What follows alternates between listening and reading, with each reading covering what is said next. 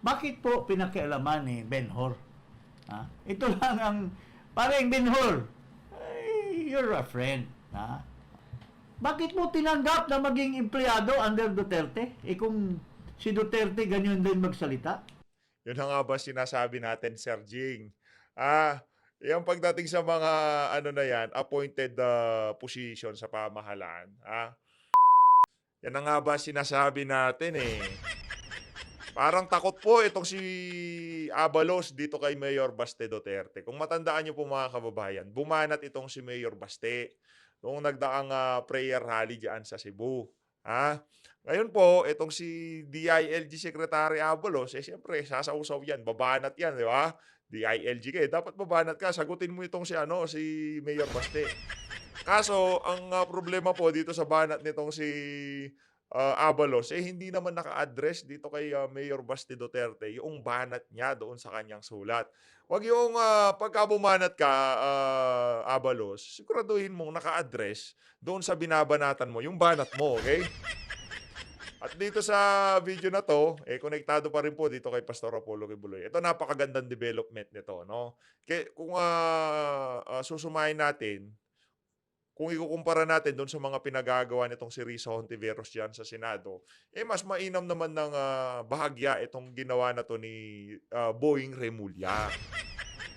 Ah, laban dito kay Pastor Apollo Kibuloy. Ang problema po dito mga kababayan, 'wag lang sanang mabantag at matedes, okey? Mahirap 'yun. May pobya po tayo kay DOJ Secretary Boying. Ito po mga kababayan, just in, DOJ Sec.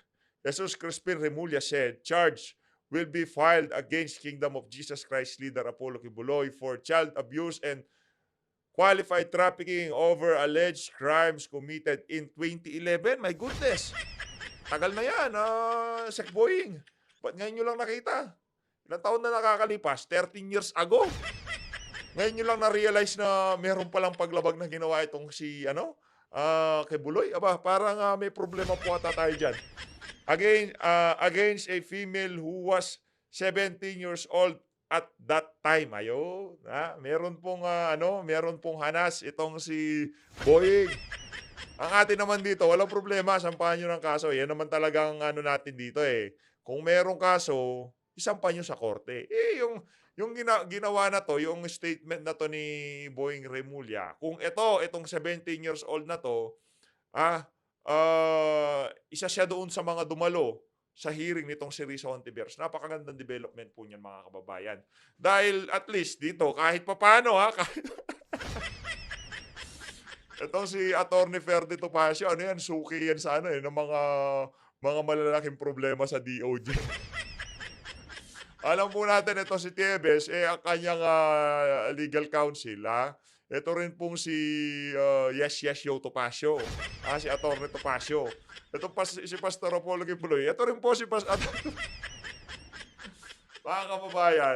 kababayan, ito po yan. No, okay ang pagsasampa ng kaso na yan. Okay yung pag-uusapan yan sa korte, hindi diyan sa korte ni Risa Hontiveros diyan sa Senado, no. Kasi at least diyan makakasagot yung itong si Pastor Apollo Kibuloy, sa pamamagitan ng kanyang mga abogado. Talagang nila, ma-e-exert nila yung mga possible option nila dito sa na 'to pagka sa korte talaga.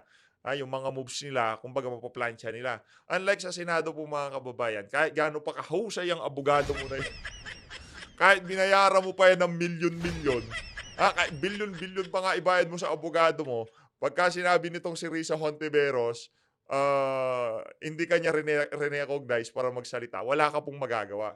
Sa mga hearing diyan sa Senado mga kababayan, ang talagang tigas diyan yung mga senador at congressman. Kaya kung papipiliin tayo, kung ah, dito sa DOJ, dito sa mga korte, sasampahan ng kaso itong si Boying Remulla. Tapos ang ating DOJ Secretary, si Pastor Apollo Kibuloy. Kahit na ang ating DOJ Secretary, itong si Boying Remulla, mas gugustuhin pa natin na sampahan na lang ng kaso sa korte itong si Kibuloy kaysa mag-hearing dyan sa Senado. Dahil sa Senado po, wala po talaga siyang chance diyan kahit na anong mangyari. Kahit na milyon-milyon pa ibayad nitong si Pastor Kibuloy dito kay Attorney Ferdy Topacio, hindi siya makakapalag diyan. At dito naman po mga kababayan, dumako po tayo. Ito po talaga yung matindi dito. Bumanat po itong si Sir Jason sa dito kay Abalos. Ah, dali lang. Mali ata to Teka lang. Ito po ang banat nitong si itong si Sir Jason sa dito kay kay Secretary Abalos. Davao City elected Baste Duterte as our mayor. Kami ang kanyang amo. Hindi ikaw, Sec Abalos o DILG. Isaksak mo sa baga mo yan. Ayan, yan. Isaksak mo daw sa baga. Yan ang problema diyan eh. Banat kasi ng banat itong si Abalos. Baka nasermonan siya ni Marcos Jr. Uy, 'di ba ikaw bahala sa mga sa mga mayor? Usapin mo nga yan si Baste, binabanatan ako sa Ayun, ito po itong si ano pangalan to, ito si Abalos, bumanat po siya, no?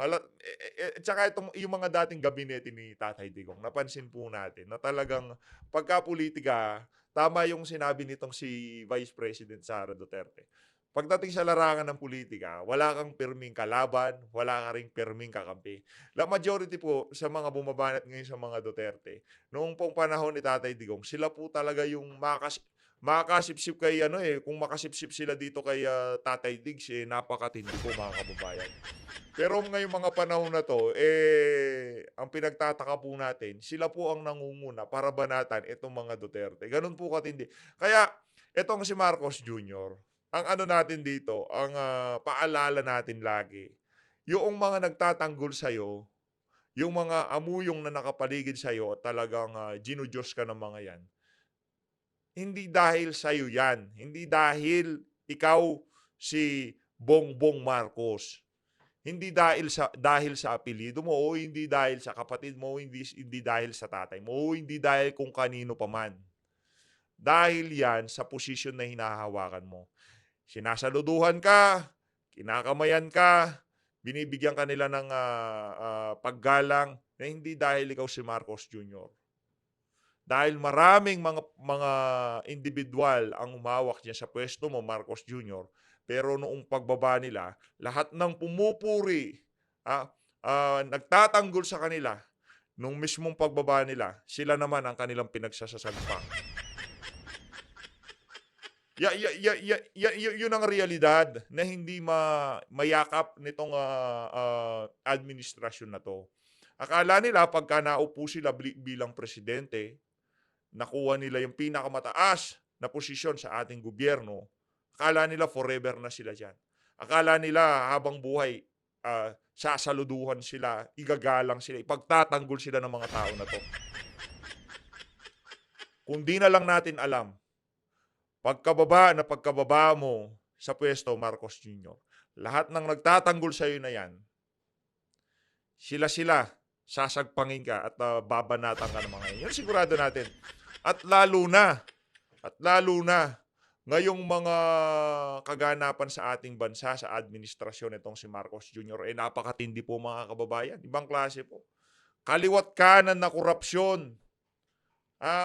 Kaliwat kanan na kalokohan. Kaliwat kanan na kabalbalan ang nangyayari sa pamahalaan. Bagsak presyo ang droga. Ang kriminalidad talaga naman laganap na naman po sa ating bayan.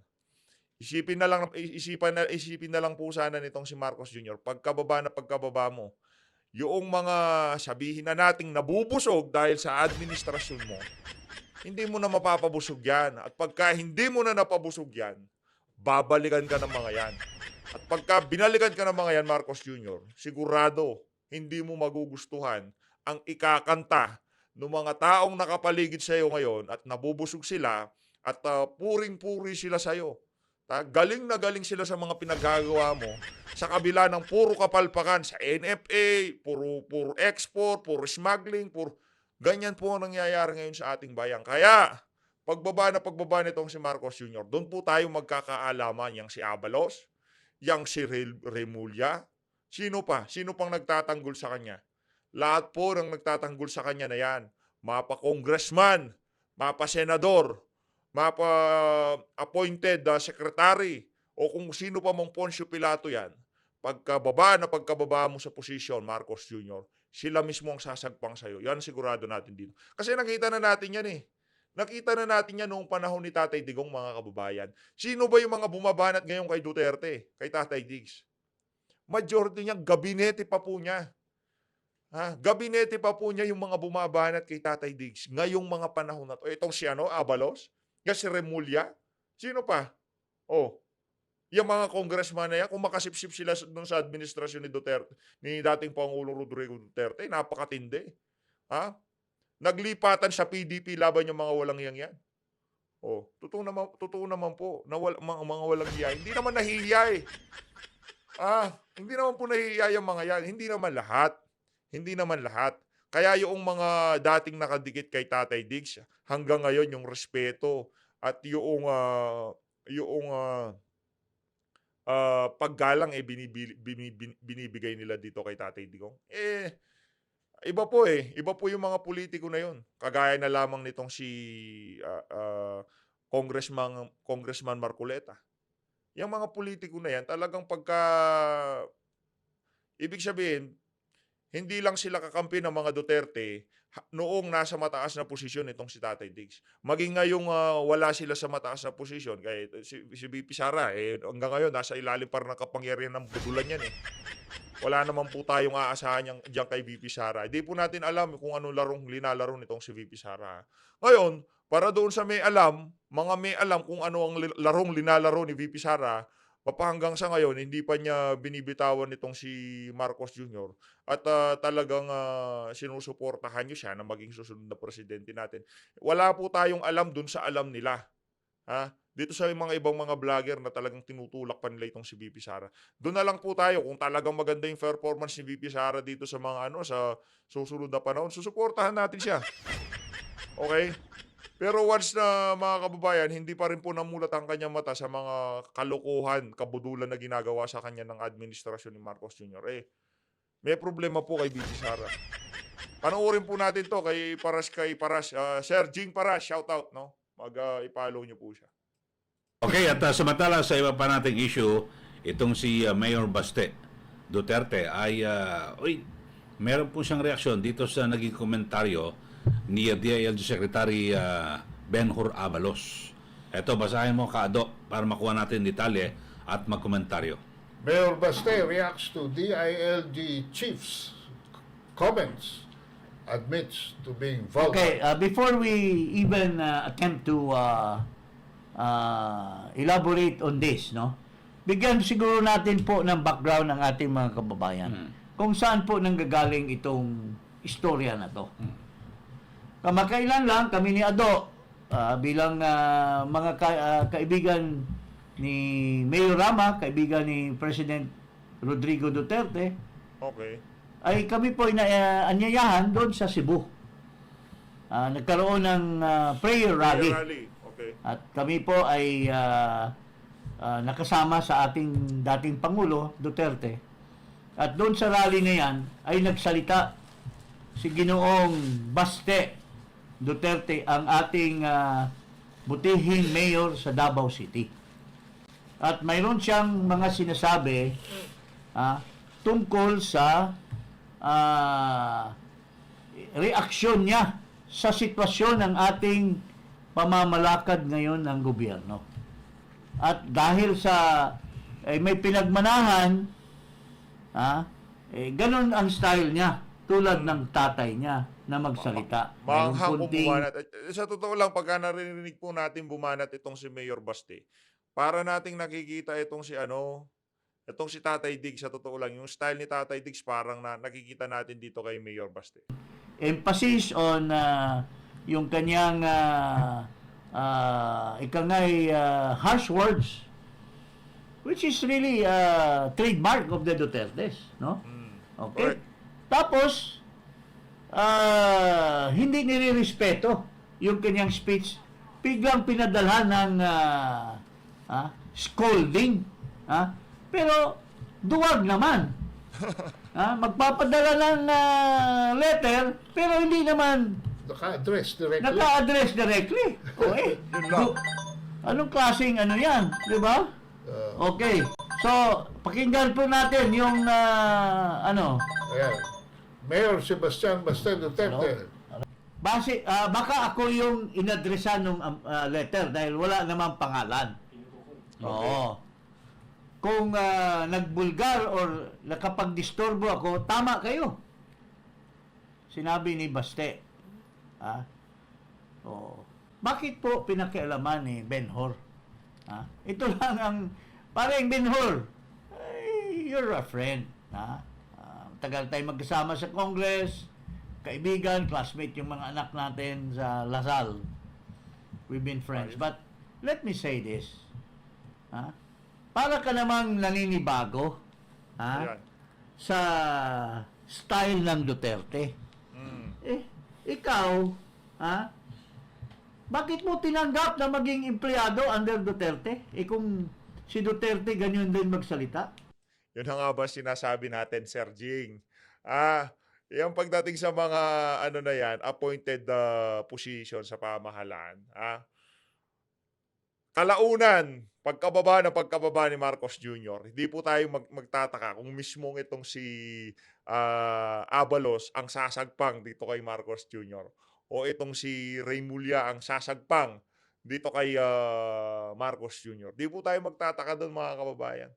Sila magkakagatan. Pagkababa nitong si Marcos Jr., doon nyo pong makikita.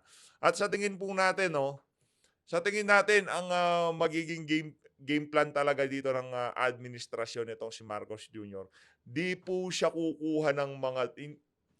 Eto atin lang to Sa tingin natin, hindi niya pipiliing papalit sa kanya itong si Vice President Sara Duterte. Hindi niya papayagan yun. Hindi po niya papayagan na at yung mga nakapaligid na amuyong ngayon dito kay Marcos Jr., hindi rin po nila papayagan na maging susunod na presidente etong si Vice President Sara Duterte. Mismong asawa nitong si Marcos Jr., hindi niya papahintulutang papalit sa kanyang asawa etong si Mayor Vice President Sara Duterte. Dahil maghahalo po ang balat sa tinalupan. Iyang House of Representatives. Parang nakikita na po natin kung anong mangyayari dyan. Makikita po natin. Kaya kung sakaling maging presidente itong si Vice President Sara Duterte, lahat ng bumanat sa kanya ng mga congressman, lahat ng bumaboy sa kanya kaugnay doon sa confidential fund. Hindi po tingnan lang natin kung sana sa pupulutin ng mga politiko na to. Ginawa kang MMDA Naku po. Si Duterte ang nagpirma ng appointment mo bakit ka? Nagreklamo ka ba noon? Ben-Hur Abalos? Ayaw. Nabulgar si Duterte magsalita. Yan nga ba sinasabi natin Bakit ka ganun? Nagsalita lang ng katotohanan si Baste. Inuutusan ka lang siguro kung sino-sino nag-utos sa iyo. Nawala na yung paninindigan mo. Na once upon a time, empleyado ka ni Sir Jing, baka inutusan siya ni Ma'am Shi. Baka sinabi ni Ma'am Shi, oy, Abalos, binabanatan ni Baste yung asawa ko Sulatan mo nga kaso wag mong i-address sa kanya Kasi nakakaya, dati gabinete ka ng tatay niya tapos ngayon bumabalot ka Duterte. ng At ganyan. tinatanggap mo yung style ni Duterte na ganun magsalita. Pero Ano nga? ngayon si Baste ang magsalita. Iko-call mo yung attention niya. Ano ba Hypocrisy. naman classic ang tao, Ben-Hur Abalos? Pokrito. Kahiya ka. Correct. Hindi mo na lang iniisip na ginawa kang MMDA chairman ni Duterte. May utang na loob ka naman siguro. Tapos yung anak niya, babastusin mo ng letter na ganyan. Pare, let's not be high-handed. Nakatanggap ka lang ng pwesto dyan, high-handed na kayo masyado. Huwag naman natin ganunin yung isang bagong leader na napakagaling, matapat, at matapang.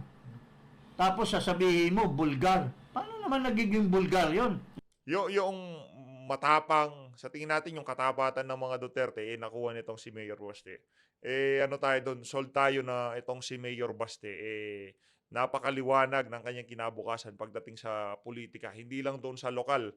Sa tingin po natin, pagka pumasok sa nasyonal yan, malakas ang dating sa ating mga kababayan, Baste Duterte. Parang yung tatay niya. Nagsabi lang siya at kinukol lang niyang atensyon ni Marcos Tsaka, na